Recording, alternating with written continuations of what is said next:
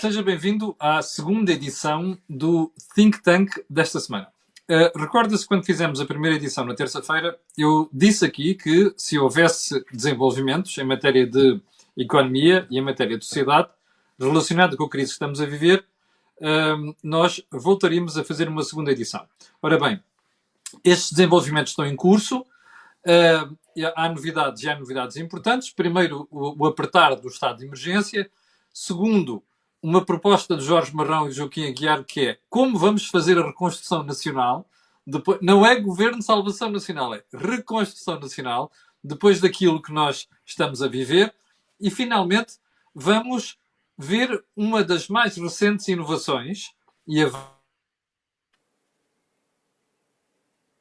chama-se criação do Fundo de Desemprego Europeu. Ora, vamos começar pela primeira parte. Joaquim Aguiar, surpreendeu a declaração do estado de emergência, ou melhor, a renovação do estado de emergência, mas com mais restrições? Não me surpreendeu nada, mas também não serve para nada para resolver os problemas reais que existem. Joaquim, não desiluda o Presidente e o Primeiro-Ministro, se faz favor. Eles têm que mostrar alguma coisa. O estado de emergência só tem por finalidade impedir que os hospitais fiquem entupidos. E é uma medida importante, mas não resolve nem o vírus, nem aquilo que está a acontecer na economia. Mas o problema que é o que está a acontecer na economia também está a acontecer na cabeça das pessoas. E, portanto, quando precisam de pensar o que é que se vai fazer depois, a primeira surpresa é que reaparecem os fantasmas do passado, como se este presente não viesse criar uma descontinuidade absoluta com aquilo que era o passado. O que é surpreendente neste ressuscitar de fantasmas é que não estão a perceber o que é a intensidade desta crise. Como se fosse trivial e várias vezes experimentado na história, parar o mundo e esperar que tudo fique na mesma. É que havia aquela história de parem o mundo que eu quero sair. Mas como não havia para onde ir, o melhor era continuar. Agora é diferente. É que o que agora para, se não for tratado de modo adequado, jamais ressuscitará como fantasma ou como outra coisa qualquer. Ora, é essa descontinuidade que nos obriga a colocar como prioridade, e isto volto a insistir, pagar as folhas de salário. Não é criar fundos de desemprego, é pagar as folhas de salários. E não digam que não têm base de dados, porque a autoridade tributária tem toda a base de dados para dar instruções aos bancos para que as folhas de salário sejam pagas. Mas então isso é uma oferta? Não, isto é a contrapartida da obrigação de estar em casa parado. Joaquim, deixa-me fazer-lhe uma pergunta. Então o que o Joaquim está a sugerir é que os bancos não deviam pensar duas vezes ao meterem essa liquidez nas empresas?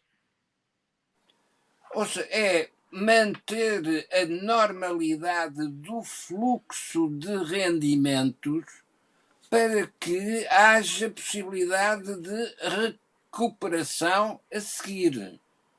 Porque se não há essa manutenção das condições de sobrevivência, então de facto para tudo. E não há que pensar o futuro, porque não há futuro.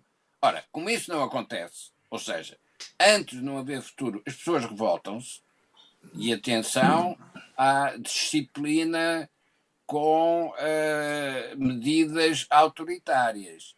A biopolítica tem alguma flexibilidade de intervenção, mas há um momento em que a bio passa para a frente da política. O que é que o Joaquim quer dizer com isso? Que é preciso muito cuidado de intervenção policial nos próximos dias?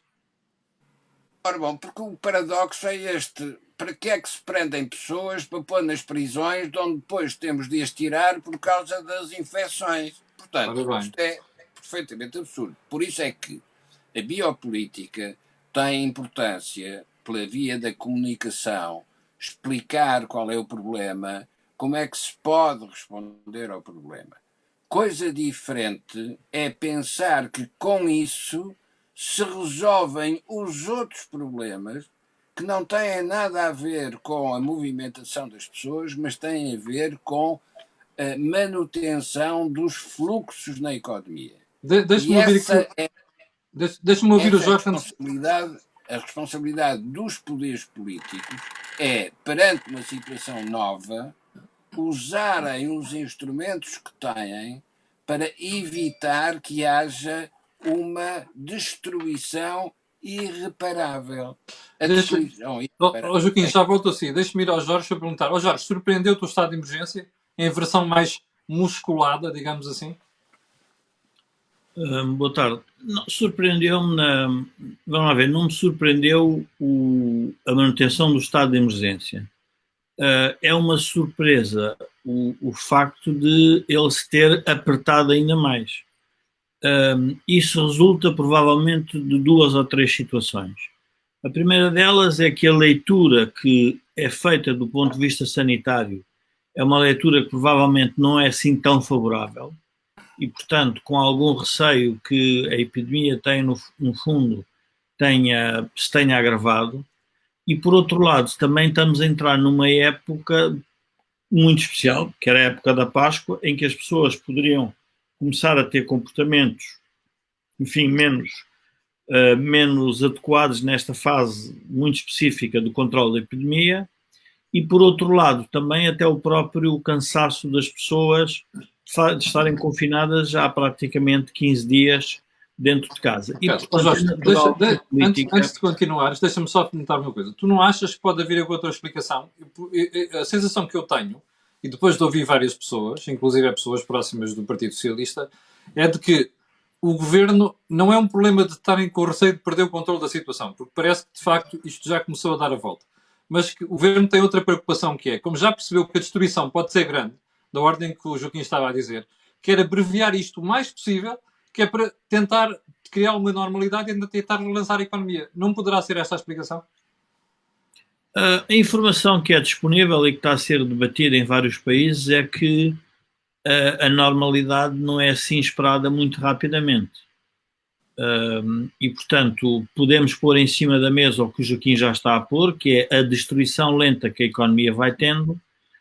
O problema é que estamos todos neste momento dependentes do que, no fundo, se quisermos, a ciência médica está a trabalhar e, portanto, os políticos estão, pela primeira vez, a ter que lidar com um problema novo a nível global e, portanto, têm receio de movimentos muito acelerados.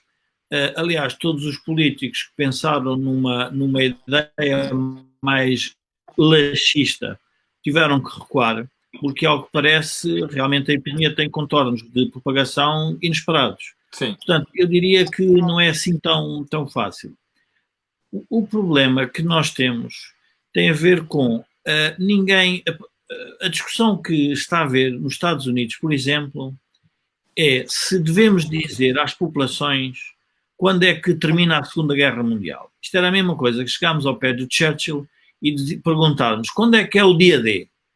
O dia D não se sabe quando é que é, porque nós temos um combate diário contra uma doença, uma epidemia que ninguém controla. E, portanto, nós não sabemos qual é o dia D. Há uma coisa que sabemos, é que à medida que o dia D não chega, a destruição na economia é brutal e catastrófica. E, portanto, é isso que está a assustar também a classe política. Está a ser, no fundo, balizada por 2 decisões dilemáticas. Uma é perguntar se eu faço um relaxamento do ponto de vista sanitário, resolvo parte da economia, mas depois tenho a contestação pública do que é que está a passar nos hospitais, porque nenhuma sociedade está preparada ou demonstrou que estava preparada para este tipo de situação. A outra parte é dizer, bom, mas eu quero controlar a parte hospitalar, mas também sei que estou a destruir a economia. E, portanto, estamos, no fundo, balizados, estamos partilhados, e a classe política basicamente está a fazer a gestão da crise sem poder ter, neste momento, uma visão estratégica, se quisermos, ou uma visão de longo prazo sobre quais são os resquícios, no fundo, desta terceira guerra que nós estamos a ter a nível global. Jorge, deixa-me ir àquela questão que o Joaquim estava a colocar há bocadinho, que é, o Joaquim está preocupado porque está a ver que o dinheiro não está a chegar às empresas e diz que a autoridade tributária tem conhecimento de tudo quanto é a situação das empresas e, portanto, o governo não pode alegar que não sabe e não conhece. E acha que os bancos têm que rapidamente começar a pôr dinheiro nas empresas. Como é que isto pode ser feito, Jorge? Ad hoc ou através de um critério estrito de análise de risco? Bom, em primeiro lugar, é importante sensibilizar a opinião pública que a sociedade não pode, mas não pode mesmo, aceitar a falência das empresas. Porque se o fizer, vai ter um problema adicional, que é a reconstrução do tecido empresarial.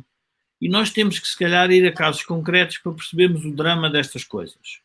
Nós, por exemplo, vamos falar num operador de um restaurante, que já com uma idade média de 45 anos, 50 anos, tem o seu restaurante, emprega 10 pessoas e de repente vê que ao fim de 3 meses ou de 4 meses todo o seu capital está destruído.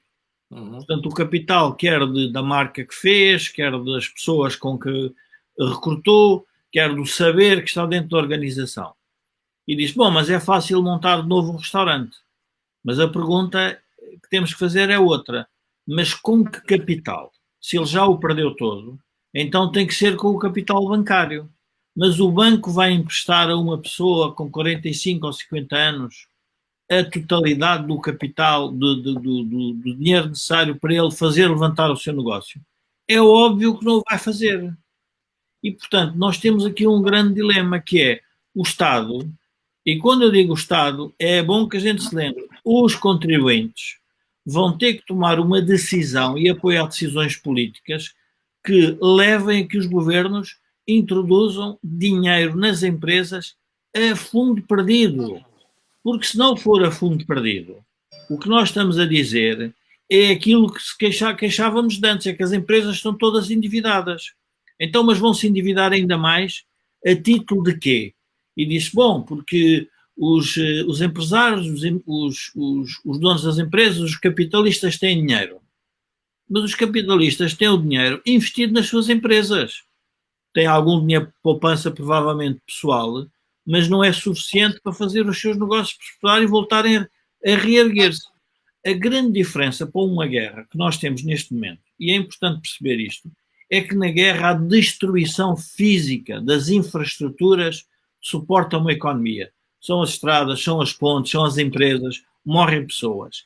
Neste caso, o que nós vamos ficar é com um parque ocioso e não vai haver empresários nem capital, ou pode não haver, para reerguer essas empresas.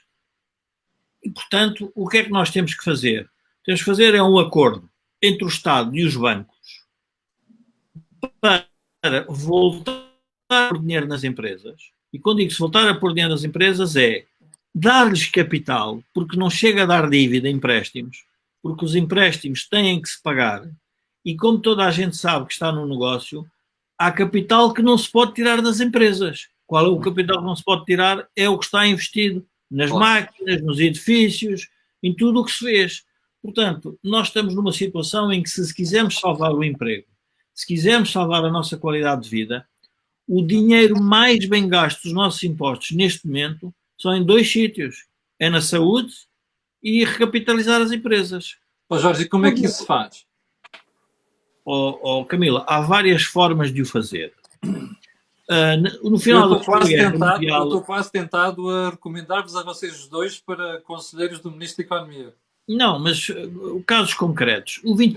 Quando foi a Revolução, por exemplo, os bancos tiveram um instrumento jurídico que eram os títulos de participação. É verdade. No fundo, o que é que aquilo na prática era? Na prática era dinheiro que o Estado meteu nos bancos, que era considerado capital, não tinha remuneração, tinha uma parte variável e tinha uma parte fixa, por no fundo ter ali uma certa responsabilidade para a gestão daquele dinheiro, mas era considerado capital. Nós hoje podemos fazer isso com vamos lá ver, quando se fez a ajuda aos bancos, utilizou-se capital contingente.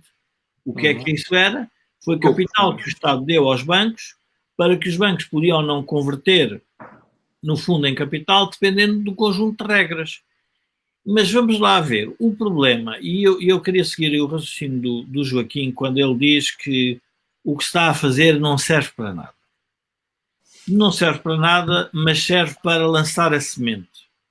Porque a semente qual é? Aquilo que nós estamos a pedir aos governos, que é voltar a pôr dinheiro nas empresas, é exatamente o que nós vamos pedir à Europa para voltar a pôr dinheiro na nossa economia. Porque nós precisamos de capital para reconstruir a economia. Dívida já temos a suficiente, já não vale a pena. Agora, se um credor chegar ao pé dos portugueses e dizer assim, olha, eu vou-vos dar mais dívida, eu digo, epá, até gosto muito, acho muito generoso, muito solidário da vossa parte, mas não é suficiente. Tens de dar capital, ou seja, aquilo que eu não te vou conseguir pagar já, porque quem paga isso é o andamento da economia. Se nos deram... E, portanto, este é o drama que nós temos como país pequeno e periférico dentro da Europa. Deixa-me voltar ao Joaquim. Joaquim, esta proposta que o Jorge está a fazer não se coaduna com aquilo que a Europa está a dizer. Porque a Europa está a dizer a gente vai emprestar o dinheiro, ou por via do mecanismo europeu de estabilidade, ou por via deste fundo de desemprego europeu. Ou seja, tudo o que vem de Bruxelas é empréstimos. Não é necessariamente vocês podem pegar nisto e gastam o fundo perdido. Camilo, quando as circunstâncias mudam, os conceitos também mudam. Isto é, quando hoje se fala em fundo de desemprego, está-se a partir do princípio que as pessoas que estão obrigadas a ficar em casa estão desempregadas. Não é verdade. As pessoas estão obrigadas a ficar em casa por uma decisão legitimada pelo poder político que as obriga a estar em casa. Então, o que é que temos de pedir ao poder político? Que encontre uma fórmula, e eu já vou dizer qual é, que encontre uma fórmula de manter as pessoas empregadas nos empregos que tinham, ou, se desempregadas, a receber o correspondente subsídio de desemprego, para que estejam prontas a atuar quando a decisão política for, voltam aos postos de trabalho. Neste intervalo, o que é que o poder político tem de assegurar? Que as folhas de salários são pagas. Como é que isso se traduz? Com dívida titulada como títulos de participação, capital contingente, o que se quiser. E vamos apresentar essa conta a quem? Vamos apresentar essa conta às instituições europeias, porque todos os países europeus vão ser obrigados a fazer a mesma coisa. E os americanos também. Os americanos, por enquanto, estão a falar em subsídio de desemprego. Estão completamente enganados, porque vai ser toda a sociedade, e toda a sociedade não pode ir para o subsídio de desemprego. Tem que haver uma maneira de as manter vivas, porque não é por culpa delas que não estão a trabalhar, mantê-las vivas através de um fluxo financeiro que tem uma tradução, tem um canal de comunicação que é a autoridade tributária, tem um canal de transmissão que são os bancos, que registam aquilo que estão a deixar sair para as empresas, para que as empresas paguem os respectivos salários. Como as empresas hoje estão vazias, têm que ser os bancos a fazer essa operação. Quando chegarmos ao fim, o que é que isso significa? A resolução do presente só pode estar no futuro. Porque o problema que temos no presente não decorre de uma evolução que vem do passado. É um corte súbito. Ora, para um corte súbito, só podemos ter solução no futuro. E há solução no futuro. O que é que vai ser a solução no futuro? É que, em vez de estarmos a pensar, como por exemplo a esquerda francesa está a pensar, voltar à nação, voltar ao protecionismo alfandegário, voltar à moeda própria, tudo isso significa tornar o problema do presente insolúvel, porque não é possível voltar a isso. Não há escala para voltar a isso. O problema é global. E, sendo global, são as próprias instituições que vão ser repensadas. E é isso que explica a Segunda Guerra Mundial. É um novo quadro institucional, pode ter as mesmas designações. Antes da Segunda Guerra Mundial não havia NATO. Não, mas havia o entendimento ocidental. Está bem, mas foi preciso dar-lhe uma instituição. Nós agora também vamos precisar de ter instituições. Pode continuar a chamar-se União Europeia. Só que o modo como funciona, o modo como se define a articulação entre as diversas instâncias ao nível europeu vai ser diferente. O Banco Central Europeu vai ter uma importância muito maior do que tinha no passado. Pois, isso já percebemos. Joaquim, deixa-me só ouvir o Jorge, que ele há bocado queria acrescentar uma coisa. Eu só queria ir então vamos então para a política, porque pode ajudar aqui ao nosso raciocínio. Vamos lá. Para os países do norte da Europa ou do centro da Europa, este é o momento apropriado para decidirem o que é que querem fazer do projeto europeu. Porquê? Porque sempre foi assim. Quando nós falamos numa reconstrução, nós estamos a falar em alguém que decide ajudar o outro a reconstruir. Foi o que fizeram os americanos com o Plano Marshall. E foi isso que lhes deu a hegemonia a nível do Ocidente. Foi a capacidade que tiveram de ver de longo prazo e disseram: nós temos que reconstruir aquele continente. Quando a Europa do centro está, no fundo, espartilhada pelos seus eleitorados que não permitem esta visão. Eu, quando digo Europa, estou a falar basicamente nos países que conseguem ainda ajudar, que é a Alemanha, a Holanda e a França. São esses três países que, no fundo, podem ajudar a resolver o problema. Quando o eleitorado ainda está, e não há líderes neste momento que consigam convencer o eleitorado, é que tem que se decidir que temos que pôr fundos para ajudar. Qual é que é o problema? O problema são as esquerdas nacionalistas, as esquerdas radicais, os sociais-democratas românticos, que querem continuar a viver com o dinheiro da Europa, mas não querem mudar os seus países. Eles querem receber o dinheiro e querem que tudo se faça da mesma forma. Então, deixa-me perguntar-te uma coisa. Tu há bocado dizes assim, a Europa do Norte e do Centro têm que decidir o que quer. Bom, eles sabem o que querem. Eu vou dar um caso concreto, Camilo, eu não sei se é no outro programa, mas é um caso concreto. Nós temos uma folha salarial no país da ordem de 89 mil milhões de euros por ano. Sim. Estão a pedir a todo o setor privado que decida cortar os salários para quem fazem layoff em 30%. O trabalhador vai receber menos 30%. E, portanto, o empregador vai ter que pagar isso. Quando a Troika veio a Portugal, um dos problemas que pôs em cima da mesa foi o peso do Estado na economia. Sim. E o peso da administração pública. Nós estamos a fugir ao problema.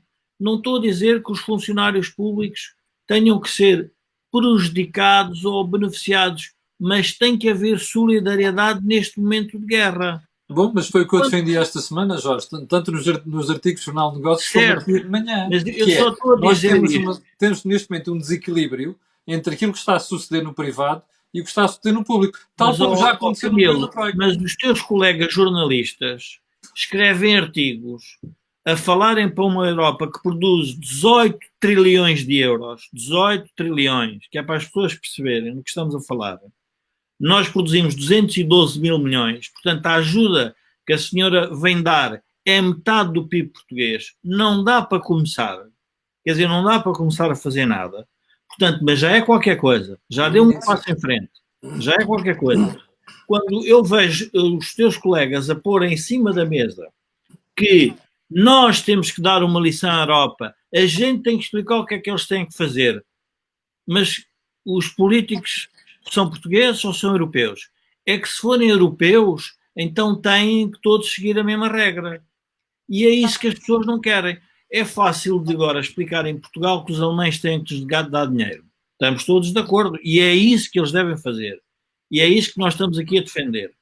Mas tem que se convencer o eleitorado disso. Ora, isso não é possível numa Europa que é de nações. Nós não somos uma federação. Portanto, não caminhamos para isso. E, portanto, o processo tem que ser diplomático, tem que ser um processo, obviamente, consistente. Eu estou de acordo quando o Joaquim defende que a crise ensina a resolver os próprios problemas da crise. Mas não nos iludamos. Nós vamos ter que enfrentar um conjunto de barreiras para isto ser ultrapassado. E por isso eu percebo e simpatizo, se quisermos, com a cautela do governo em avançar mais em relação às ajudas às empresas. Já não simpatizo tanto quando não explicitamente não querem assumir que isso vai ter que ser feito, porque nós não temos capital para fazer essa ajuda. A Alemanha pode amanhã decidir endividar-se no que achar relevante para pôr dinheiro nas suas empresas. Nós já não temos essa capacidade. E, portanto, não vamos a nós aqui do nosso canto dar lições à Europa quando temos políticos portugueses e há políticos alemães e, portanto, eu teria, às vezes, era o melhor convencer o primeiro-ministro, o presidente do governo espanhol, para ir ganhar lições na Alemanha a explicar que tem que transferir dinheiro para a Espanha ou para a Itália. Portanto, nós temos que ter aqui um bocado de... Jorge, deixa-me só lembrar. De honestidade intelectual. A democracia é a escolha dos eleitores como são governados. E, portanto, e este é um tema relevante. O estado de emergência que nós estamos a fazer, país a país, é, no fundo, a demonstração de que, de alguma forma, a democracia até pode levar a medidas excepcionais para resolver os nossos problemas. Mas isto não podemos esquecer, isto é feito país a país, não é feito numa federação. Deixa-me dizer-te só uma coisa para lembrar também quem está a vir o programa, que é assim, nós temos eleitorado e os governos querem fazer um brilharete perante os eleitorados, mas os povos do Norte também têm eleitorados. Os governos do Norte da Europa também não têm eleitorados. Portanto, nós temos que respeitar isso. Ó Joaquim... mas tem a oportunidade, mas deixa-me só dizer... desculpa. Em primeiro lugar, a questão da federação. Como se vê agora na América, que é uma federação, quando faltam ventiladores, ninguém se entende. E o paradoxo dos paradoxos é que o próprio poder federal diz não é nada comigo, é com os Estados. Portanto, a federação não é resposta para tudo. Porque pode-se ter uma federação e quando faltam os ventiladores, afinal a federação já não funciona. Ó Joaquim, mas também depende da categoria, do nível de quem está a presidir a federação, não é? Ora bom, mas é preciso ir para um outro plano, que é, e os eleitorados? Como agora se verifica nesta crise, o eleitorado não sabe nada de como é que se resolve um problema político como este. Não sabe nem pode saber. E se alguém quer passar para o eleitorado a responsabilidade por encontrar a solução, é de facto um antidemocrata e um candidato a ditador, porque como o eleitorado não encontra a solução, nessa altura ele diz, então mando eu. Bom, a questão apesar de tudo, a questão do eleitorado é muito importante porque o debate dos novos quadros instrumentais e institucionais tem de ser feito à frente do eleitorado para que o eleitorado perceba, compreenda aquilo que mudou.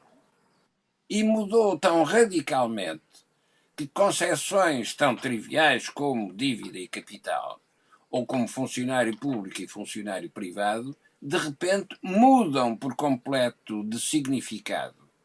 Quando se verifica que o funcionário público acha que vai continuar a receber do orçamento sem problema nenhum, e o funcionário privado diz, e agora quem é que me paga o salário? Uhum.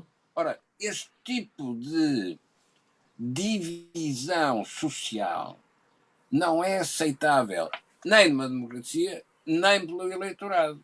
Porque o eleitorado é composto por funcionários privados e por funcionários públicos. Não são exatamente iguais.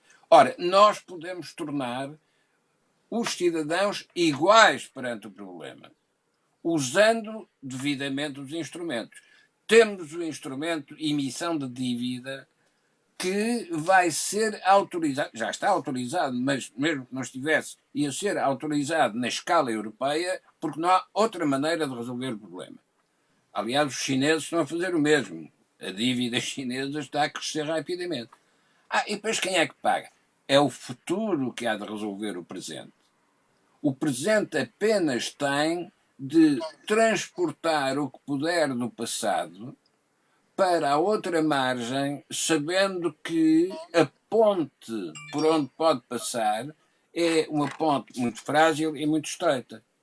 E, portanto, não é possível transportar tudo, há muito capital que se vai perder, é possível acumular dívida e, no futuro, transformar essa dívida em capital, mas só no futuro. Nesta fase, o que importa recordar é que as ideias que se perderam no passado não renascem só porque um problema imprevisto alterou os referenciais. Estavam erradas no passado e continuam erradas. Não é o que aconteceu agora que lhes dá validade. Voltar ao Estado fechado, voltar ao protecionismo alfandegário, voltar às nacionalizações, significaria sempre empobrecer essas sociedades e não respondia em nada ao problema que está criado. Ó Joaquim, deixa-me voltar a essa ideia, deixa-me voltar a essa ideia que o Joaquim avançou agora, que é como é que nós estamos a reagir a tudo isto. Se há uma certeza que nós temos, neste momento, é que a pulsão dentro do governo e do PS, e até da extrema-esquerda, para voltar a fazer o que se fez nos anos 70 é grande. Estamos a falar de nacionalizações. Como é que acha que é possível darmos a volta a isto? Ou melhor, convencer o país de que fazer nacionalizações agora é regressar ao passado? Não, é muito simples. É que dívida por dívida, antes proteger os privados do que entregar ao poder político o controle da economia. Porque a dívida seria sempre a mesma. O que é que, se nacionalizar as empresas, o que é que isso tem a ver com a folha de salários de cada uma dessas empresas? Terá de ser o Estado a pagar.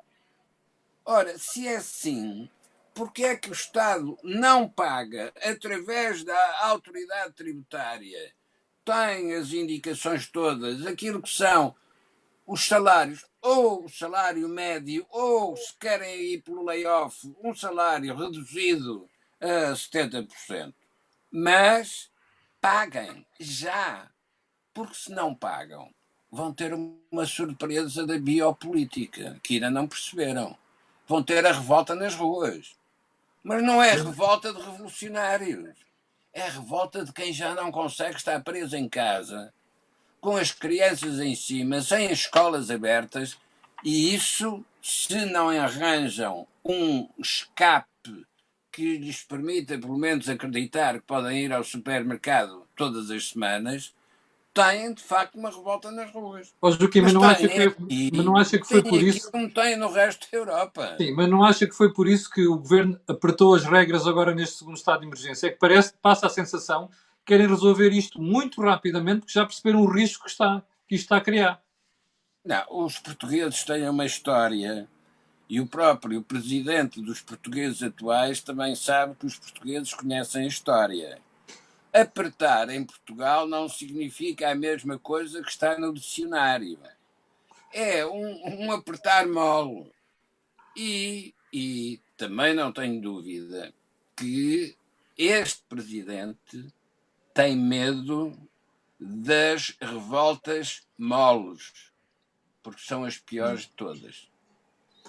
Porque uma coisa é a revolta dura de revolucionários, outra coisa é a revolta dos desesperados. E podem tornar esta sociedade desesperada se lhe dizem não podem ir trabalhar e não vão receber. Jorge, portanto, tem que dizer urgentemente, há um esquema para pagar. Porque não passa um mês sem receber. Podem dizer que os bancos fazem moratórios aqui. Não, não é isso. Eu não vou ao supermercado com a moratória dos bancos. E, portanto, esta é a questão mais trivial, mais simples de todas. Porque tem não apenas a possibilidade de utilizar os instrumentos que existem, porque também temos a certeza que todos os europeus vão ter que fazer o mesmo. Portanto, ninguém se arrisca a dizer esta é uma proposta de fantasia. Não, vai toda a gente fazer o mesmo. Então, vamos preparar para isso. Porquê? Porque se prepararmos para isso, começamos já a debater o futuro. Então, como é que vai ser para a frente? Como é que vai ser a saúde para a frente? Porque agora verificamos que, tal como está, não aguenta. Tanto não aguenta que foi preciso meter toda a gente em casa porque os hospitais não aguentam. Mas não aguentam aqui, não aguentam em França, não aguentam em Espanha. Portanto, vamos ter que discutir o que é política de saúde. Como vamos ter que discutir o que é política de especializações na Europa. Não vamos todos continuar a fazer o mesmo. Vamos especializar e é por essa via que os fundos de apoio europeus vão ser canalizados. O melhor é começarmos a pensar já para que é que nós nos candidatamos. Sim. Porque a reconstrução vai ser muito mais ambiciosa e exigente do que foi gerir a dívida no passado.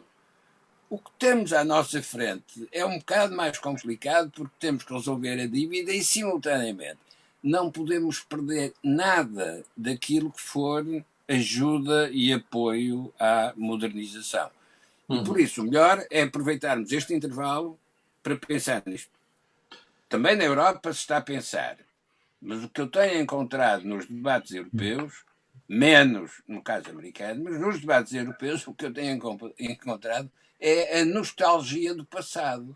Joaquim, já vamos voltar à Europa, o que está a fazer. Jorge, tu há bocado querias acrescentar alguma coisa àquilo que o Joaquim estava a dizer. Não, eu estava a ouvir o Joaquim e passou aqui no rodapé uma mensagem que dizia que o Bloco de Esquerda propõe que os bancos não distribuam dividendos. Eu vou tentar desconstruir, do ponto de vista económico, esta solução política e a outra discussão que tem havido, que é o aumento dos preços. Um banco não distribuir dividendos dá uma mensagem que é boa para o mercado, que se quer capitalizar mais. Estamos todos de acordo.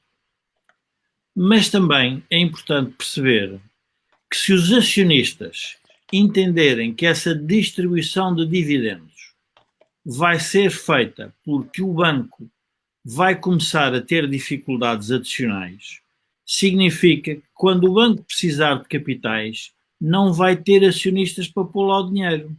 E vamos ter outro problema, que é termos que pôr outra vez o Estado a emprestar dinheiro. Portanto, nós tu és favorável à ideia que os bancos devem distribuir dividendos? Nem o BCE Não, eu não sou favorável a essa ideia.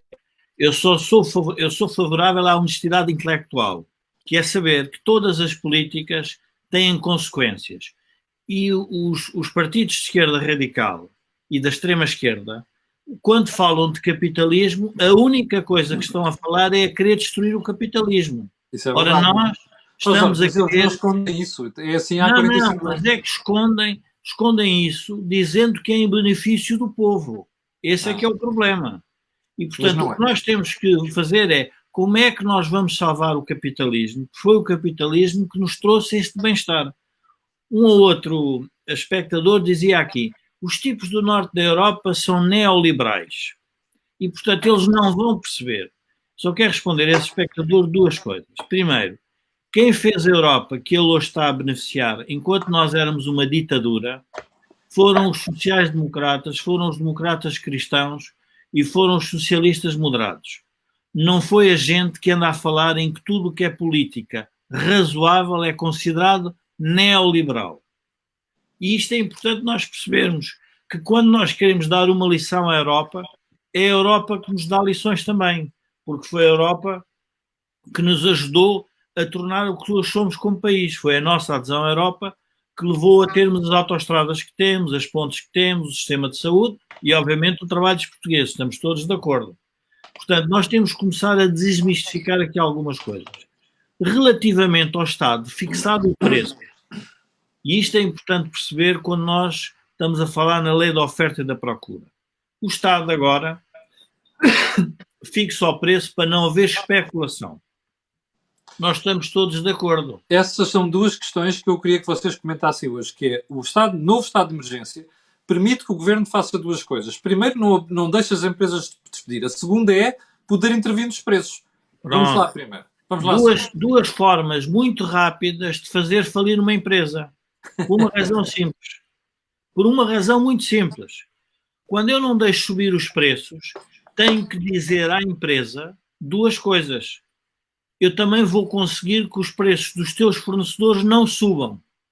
Porque a empresa depende dos fornecedores. Claro. E depois tenho que dizer outra coisa, que é, até se eu tiver emprego a mais porque não tenho vendas, o que é que eu faço? Não podes despedir trabalhadores. Portanto, o que é que tínhamos que fazer a seguir? Olha, a seguir a essa medida, nós temos que pensar que essa empresa pode ficar em pior situação do que está atualmente. E relembrar um outro aspecto.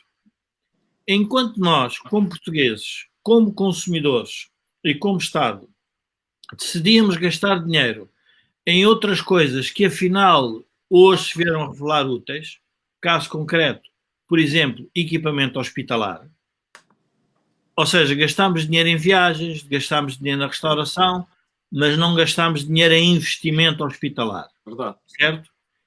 Nesse momento, quando falaram, esse empresário já existia e se calhar ele não ganhava muito dinheiro, não tinha rentabilidade.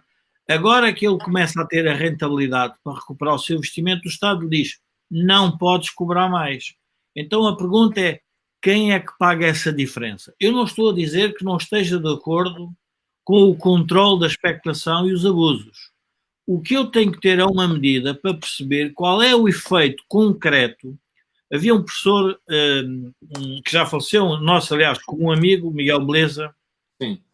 que dizia sempre, uma política macroeconómica só é boa se as pessoas tomarem as decisões microeconomicamente com sentido. Exatamente. Ora, o que é que acontece? O governo senta-se a fazer esta política e acha que não tem impactos. Tem um impacto direto.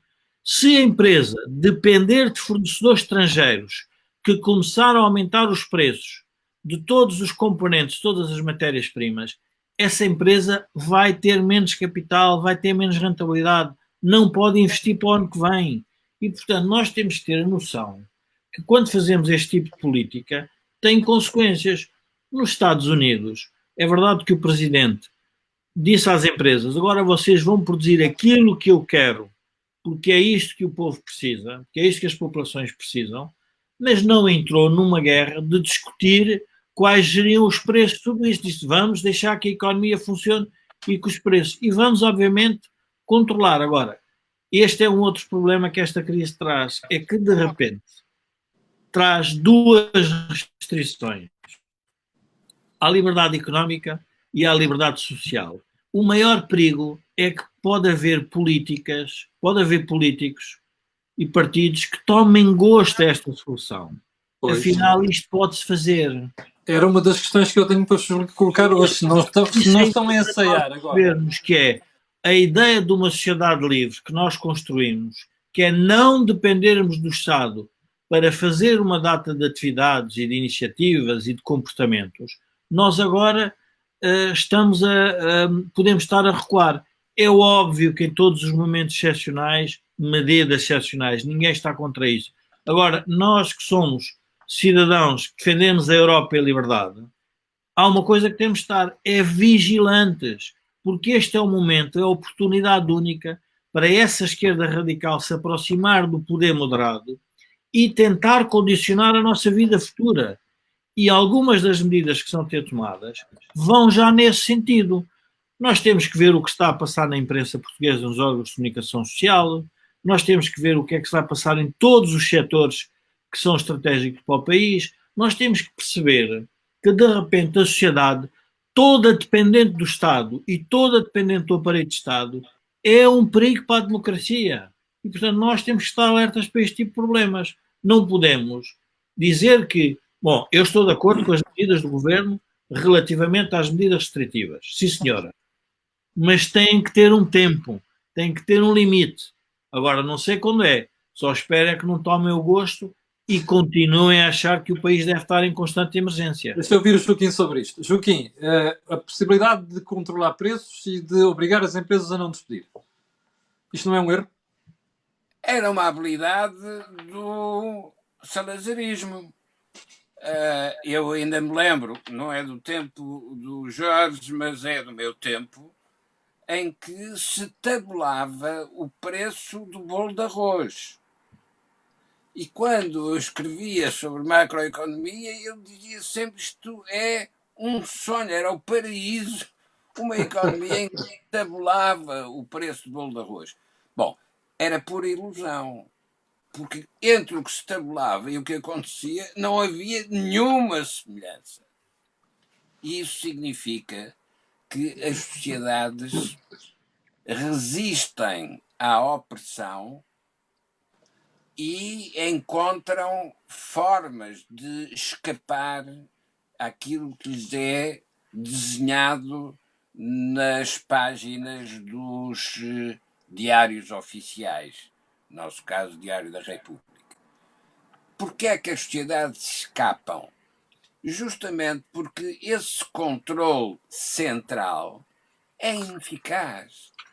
Se há coisa que os portugueses sabem, é que um ditador não serve, porque não tem capacidade para acompanhar a execução das suas próprias decisões. E, portanto, ou usa um ambiente de medo e põe as polícias políticas e as escutas telefónicas a assustar as pessoas, ou então não tem nenhuma capacidade para fazer acontecer aquilo que decide no papel. Então, o que é que uma sociedade precisa? De debate interno para saber por ela aquilo que vai ser preciso fazer. Por exemplo, o setor de turismo está hoje numa situação dramática. Eu lembro-me, quando o turismo ainda tinha pouca importância, de andar a defender o investimento do turismo, porque era um setor importantíssimo. Hoje, com o que está a acontecer, o que é que me apetece dizer? O turismo é um setor importantíssimo. Mantenham, salvem aquilo que puderem salvar, porque Portugal vai ter outra vez um futuro com turismo. O problema é que eu não posso dizer hoje, mas quando é que vai ser? Não posso fazer essa previsão. E como não posso fazer essa previsão, digo, medida cautelar. Use-se o dinheiro do Banco Central Europeu, que é o banco emissor do euro, injete-se nas nossas canalizações de pagamento de salários para manter essa possibilidade aberta. Porque se deixa ficar, se deixa fechar esta possibilidade, ficam ruínas, não serve para mais nada. Olhando para a saúde, agora que se vai perceber que é preciso investir na saúde. Por causa do coronavírus, por causa de um vírus é que é preciso investir na saúde. Não tem nada a ver com isso. O vírus é um mero acidente. O investimento da saúde não é por causa do vírus, é por causa da saúde. E isso é muito mais geral e muito mais importante. Portugal pode ter uma especialização europeia no setor da saúde. Mas quando nós hoje discutimos investir saúde em França, estão a pensar nos franceses. Não, nós temos que estar a pensar nos europeus. Porque são os europeus que nos vão dar os instrumentos que precisamos para podermos sobreviver. O que significa que vamos sair desta crise muito mais pró-europeus do que alguma vez fomos. Porque vamos perceber que só nessa escala é que nós conseguimos responder a problemas como o atual. Mas qual é o grande embaraço da política portuguesa e da política, se quisermos, europeia, dos partidos, e aqui eu digo os partidos que estavam na oposição quando chegou a Troika, estou a falar no caso ao grego, se quisermos, no caso português. Espanha foi diferente, mas também teve uma ajuda, não com tantas condicionalidades, mas teve. Na altura, a cartilha que foi inventada é que o problema eram as políticas neoliberais e as políticas da austeridade. E agora são os próprios partidos do centro socialistas que já perceberam que a única alternativa para a gestão das finanças públicas não é uma política neoliberal, é uma política saudável de gestão de finanças públicas e de resolução dos problemas do país, que é o quê? Que é pôr o dinheiro onde ele deve estar. E, portanto, o dinheiro é de quem? Não é do Estado, é dos contribuintes. Essa é uma outra falácia que nós temos que começar cada vez mais e de forma pedagógica a contar às pessoas, que é, as pessoas têm que saber o que é que o governo faz ao seu dinheiro, investe no quê? E cada vez que os eleitores aceitarem políticas, quer de extrema-direita, quer de extrema-esquerda, que de alguma forma queiram fechar o país, queiram controlar a economia, queiram ser, no fundo, não é voltar aos tempos de Salazar. E já agora, recordando Joaquim, não sou tão velho como o Joaquim, não sei se isto é bom ou se é mau, portanto já viveu mais tempo do que eu, portanto mais experiente. É verdade, o Camilo hoje faz 100 anos, eu não lhe dei parabéns, Camilo, que eu ainda não tinha lembrado disso. Na altura o Salazar decidiu, se recorda, fazer as famosas campanhas de trigo, que era para alimentar, no fundo, a população que ia trabalhar para a indústria e que tinha que ter salários baixos e precisava ter dinheiro para comprar aquilo que no fundo comia, que era a base da alimentação. E foi uma política de controle de preços. E como é que convenceu os agricultores na altura? Se me recordo, contava-se a história no Alentejo, que era, ele dizia, a agricultura é uma forma do indivíduo empobrecer alegremente, porque vive no campo e, portanto, tem a natureza, mas vai empobrecer porque ele fixou administrativamente as margens de lucro. No tempo de Salazar, nós lembrarmos que as margens estavam fixadas setor quase a setor. E, portanto, sabia-se o que é que ganhava o quê. O que é que originou? Originou, obviamente, a formação de capital e, em algum momento, isso foi útil para o país, porque tínhamos uma indústria nascente. Mas houve um outro momento em que o país teve que aderir. E foi nessa altura que, no fundo, que esses grandes grupos deram a sua, diria, o seu salto para a Europa.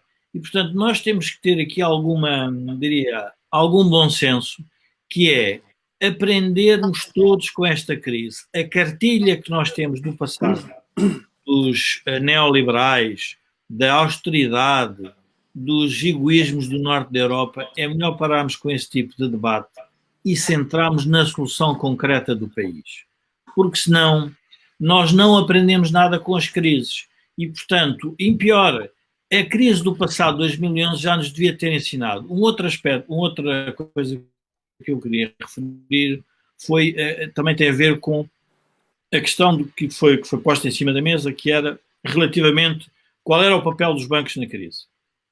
O papel dos bancos é sempre o mesmo, é proteger os depósitos e dar crédito à economia. Se quiserem fazer política pública através de bancos públicos, o governo tem essa faculdade, pode fazê-lo. Quando quer fazer através de bancos privados, a pergunta é, vai ter consequências. E, portanto, quem é que vai pagar essas consequências? Estamos sempre a falar no mesmo. E, portanto, eu diria que agora era importante nós, como, enfim, em geral, termos alguma contenção relativamente aos setores, porque vamos precisar de todos. Jorge, mas tu estás confiante que a gente vai conseguir explicar às pessoas que meter o Estado na economia e em tudo não é solução? Ou achas que esta propaganda que começa a ser feita pela esquerda vai conseguir fazer isso? Ou melhor, vai conseguir fazer caminho? A sorte que nós temos é a Europa, que quando nos der dinheiro, vai fazer uma pergunta. Nós vamos dar dinheiro, como é que vocês tencionam pagar? E vamos apresentar um modelo de economia, um modelo de sociedade. E é nessa altura que nós vamos ter o debate mais sério, que foi o que aconteceu em Portugal com a Troika. que obrigou os 3 partidos, mas o Joaquim, que tem memória histórica, pode-se lembrar o que é que o FMI fez quando chegou a Portugal. E estava em plena época turbulência revolucionária. O que é que o FMI pediu? O Joaquim lembra-se da história? Está bem, então eu vou Lembra-se, aliás, isso ficou contar conhecido. Joaquim, uma parte deixe-me só acrescentar aqui que eu ainda me lembro, estava ainda na escola secundária, houve uma frase muito conhecida que foi: o Dr. Soares meteu o socialismo na gaveta. Pronto, Não, podem continuar. não é isso, porque esta parte é anterior. Na altura, isto passa-se em 1977, havia um governo minoritário, não era do António Costa, mas era de Mário Soares, e as dificuldades de disponibilidade de divisas tinham-nos levado à impossibilidade de continuar e era preciso encontrar uma solução. Antes de se entrar na negociação com o Fundo Monetário Internacional, o Presidente da República, na altura, o General Ramalhianos, organizou um grupo que era o Grupo de São Julião da Barra, que era uma série de economistas que se reuniram no Forte São Julião da Barra e chegaram às suas conclusões. Mas foi preciso pedir a ajuda do Fundo Monetário Internacional, porque os tais economistas portugueses não tinham autoridade para falar ao eleitorado português e convencer da necessidade daquelas medidas.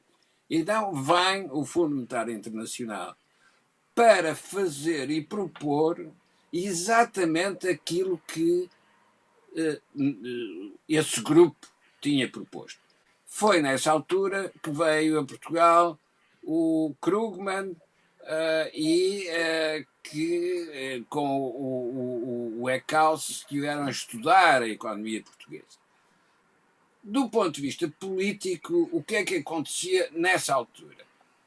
Havia um governo minoritário, o governo minoritário caiu, porque o Dr. Sá Carneiro afastou-se do partido e no meio dessa confusão cai o governo. A seguir vem uma coisa estranhíssima, que é um governo PS-CDS. Porquê um governo PS-CDS? Porque com o Dr. Sá Carneiro se tinha afastado da liderança do PSD, quem o substituiu interinamente, o professor Sousa Franco, acabou por ir ao Palácio de Belém dizer: não consigo fazer negociação com o Partido Socialista porque o meu partido não me acompanha naquilo que eu tento negociar com o Partido Socialista. Então o que é que aparece como solução? PS-CDS. Ou seja, há uma solução que não era a mais natural, mas era a possível. E então é preciso perguntar à Embaixada Americana para que pergunte ao Fundo Monetário Internacional se PS-CDS Se essa aliança chegava, sim. E a resposta do Fundo Monetário Internacional que o embaixador americano transmite é muito simples. O Fundo Monetário Internacional não tem nada a ver com as soluções políticas. Tem a ver é que tem de haver uma maioria no Parlamento que aprove. Sim. Agora, como é que se forma essa maioria para o Fundo Monetário Internacional? Era irrelevante. Aliás, que aconteceu mais tarde. Agora, porque é que eu trago esta história agora? Não gosto muito de contar a história do passado, mas agora esta tem alguma importância para hoje. É que é preciso que haja instituições acima das nacionais para podermos fazer a filtragem daquilo que se propõe no espaço nacional. E é melhor fazer isso com instituições europeias do que ter de fazer isso com agências de notação dos movimentos de capitais. Porque com as instituições europeias nós temos a certeza de uma coisa, e que esta crise justamente porque esta é uma crise simétrica, acontece a todos ao mesmo tempo, que esta crise nos indica. Só com instituições europeias que respondam aos problemas comuns dos europeus é que se podem fazer políticas comuns. E as políticas comuns são, para um país pequeno, a melhor defesa que pode ter. Bem, eu tenho que, como nós estamos muito próximos do fim, eu quero pedir a vocês dois um comentário. Vocês não acham que as ações do Primeiro-Ministro nos últimos dias sugerem que ele está com receio de ter um resgate, de ter que pedir um resgate, entre aspas? Eu estou com receio de um resgate, de um novo resgate. Jorge. Não. Esse receio acho muito bem que tenha. Só lhes faz bem ter medo da água fria porque já foi escaldado com água quente. Mas não há resgate nenhum. Pode haver uma coisa muito pior que resgate. Pode haver uma evolução europeia no sentido de políticas comuns obrigatórias. Isto é, para chegar ao bolo do Banco Central Europeu é preciso cumprir certas regras. Quem não as cumprir, não recebe. Agora, nós não estamos a falar de Portugal.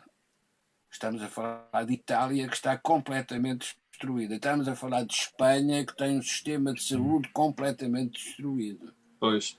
Portanto, para o problema português, de facto, essas companhias são uma proteção. Porque aquilo vai ser preciso fazer para eles, mesmo que só com desconto, chegava para nós. Cai para nós, exatamente. Jorge, eu talvez utilizasse o que falámos no início do programa, tem a ver com o subsídio de desemprego. Este subsídio de desemprego, que é uma política, que pode se tornar uma política comum europeia, pode trazer atrás um outro tema, que é as políticas laborais passam a ser comuns. Porquê? Porque significa que os países vão todos ter que adotar um conjunto de políticas laborais para que esse subsídio de desemprego possa vir a ser acionado. Provavelmente estamos a falar de um subsídio de desemprego específico para a crise do Covid-19. Mas é uma abertura de uma porta para uma política comum. E aí é que nós vamos ver a preparação dos políticos portugueses para seguirem todos um modelo que nós achamos ou não, que pode ser mais à esquerda, pode ser mais à direita, pode ser o que se quiser, pode ser mais neoliberal, pode ser socialista, mas é a política que os 27 chegaram a acordo como chegaram com a União Monetária. Nós aceitámos estar na mesma moeda comum. E a pergunta é porque é que não aceitamos ter a mesma política de trabalho comum, porque é que não aceitamos ter a mesma política de segurança comum. Portanto, há um conjunto de matérias que vão nos obrigar a adaptar os nossos comportamentos. Pois. E, portanto, o receio primeiro, o resgate, acho que nesta fase não fará sentido nenhum, porque a Europa daria um mau sinal se não conseguisse resolver os problemas dos países sem um resgate individual, porque esse é um tema relevante, porque isso era dar a ideia que outra vez discriminar países, e portanto é natural que o Primeiro-Ministro esteja receoso é a capacidade que a economia portuguesa tem de se endividar para resolver o problema do Covid. Muito bem. Bom, chegamos ao final do programa de hoje. Querem saber quantas pessoas estavam em direto? 4.300, é um recorde absoluto. Aqui há 3 meses, há 2 meses, nem acordo de dinheiro. Deve ser por ser o teu aniversário. Bom, olha, já agora devo dizer-te que estragaste tudo. Meteste essa bucha aí, de maneira que as pessoas, em vez de comentarem o resto, andavam a comentar os meus anos. Eu só quero agradecer a quem esteve aqui já agora e que andou para aqui a lançar a confusão. Quero dizer que esta é a segunda think tank desta semana que nós tivemos que fazer porque realmente a atualidade está a obrigar a isso. Voltaremos, em princípio, na próxima terça-feira ao think tank e não sei se na próxima semana também não faremos 2, depende sempre da atualidade, mas eu manterei as pessoas informadas no vídeo matinal. Quanto a nós, olha, a mim já me volto a encontrar na segunda-feira às 8 da manhã para lhes atazanar o juízo. Estes senhores vê-los para a semana também, provavelmente terça-feira. E, entretanto, quero aproveitar para lhes dar um grande fim de semana e dizer, veja lá, você não mude de conselho. Nem que você esteja aqui, o seu conselho ao lado esteja para ali a 10 metros, está bem? Muito obrigado, com licença, e até amanhã às 8.